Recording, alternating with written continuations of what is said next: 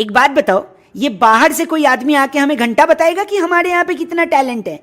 हिंदुस्तान में तो ठीक है, लेकिन बाहर का आदमी घंटा टैलेंट ये चाहता, कहना क्या चाहता है? ये राज भी उसी का। करो, देखो फिल्में इस साल बहुत सी आई, हाँ आई, लेकिन एक अच्छा कंटेंट क्या होता है? क्या होता है? वही जिसका एक्सपीरियंस आपको याद रह जाता है। बिल्कुल, बाहुबली 2, स्पाइडरमैन, नो वे होम जैसी फिल्मों का थिएटर एक्सपीरियंस आपको आज तक याद होगा। बिल्कुल याद है। स्टार वॉर फैंस या हैरी पॉटर फैंस को अभी भी लास्ट मूवी का एक्सपीरियंस याद होगा, लेकिन ये सारी एक सक्सेसफुल फ्रेंचाइजी का पार्ट थी।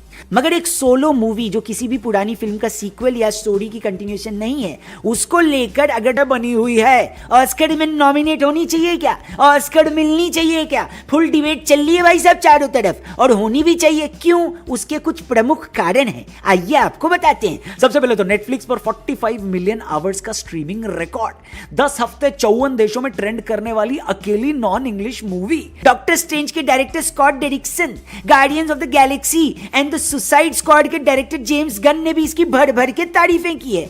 एवेंजर्स एंड गेम के डायरेक्टर रूसो ब्रदर्स तो सीधे राजामौली सर के साथ इंटरव्यू भी किए थे। क्या बात है बउआ भाई, आगे बढ़ो आगे बढ़ो। ग्रेमलिन्स फिल्म के director Joe Dante, British director Edgar Wright, the Vampire Diaries के actor Joseph Morgan, Golden Globe nominee Larry Karaszewski, the Boys के वीएफएक्स टीम के स्टीफन फ्लीट। थोड़ा सांस ले ले बहुए, नहीं लेंगे भाई साहब। ऐसे कई दिग्गजों ने इस फिल्म को लेकर पॉजिटिव रिव्यूज दिए हैं। इसलिए सवाल पूछना तो बनता है कि सिर्फ हिंदुस्तान ही नहीं बल्कि पूरी दुनिया में अपनी शानदार मूवी का डंका बजवा लेने के बाद क्या लगता है आपको, ऑस्कर के लिए नॉमिनेट हो पाएगी आरआरआर? मिलनी चाहिए इस फिल्म को इतनी बड़ी रिकॉग्निशन? क्या लगता है आपको? कमेंट बॉक्स खुला हुआ है, कमेंट करके जरूर बताना। साथ ही ये लिखना कि वीडियो आप देख कहां से रहे हो। लेकिन कुछ इंपॉर्टेंट रीजंस है जहां पर हम चाहते हैं कि वर्ल्ड लेवल पर इस फिल्म को वो सम्मान मिले जो ये डिजर्व करती है। सबसे पहला कारण, ऑस्कर का पिछले 10 साल का रिकॉर्ड अगर देखो तो उसमें ज्यादातर उन फिल्मों को बेस्ट पिक्चर के अवार्ड्स जिताए गए हैं जो एक ग्लोबल ऑडियंस को एंटरटेन करे। एग्जांपल के तौर पर पैरासाइट ले लो,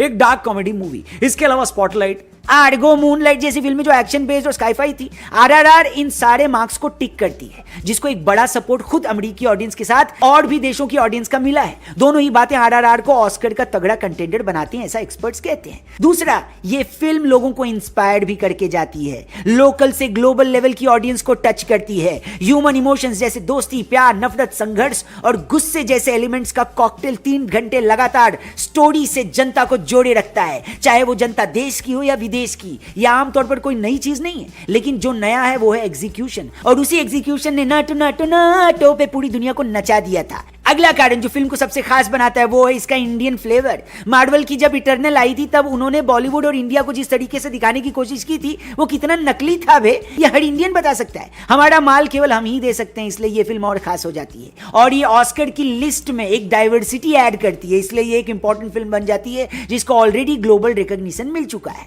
अगला कारण, ऑस्कर एक अवार्ड से ज्यादा एक पॉलिटिकल स्टेटमेंट भी है।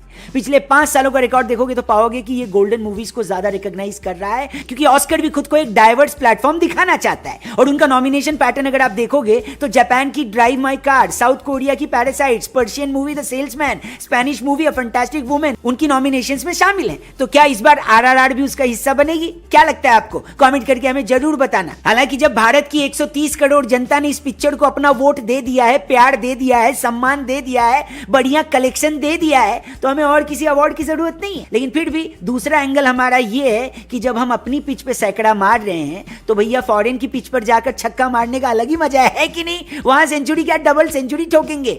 आप ऑल द बेस्ट जरूर बोलना इस पिक्चर की पूरी टीम को, क्या समझे? बाकी ये बताना कमेंट करके।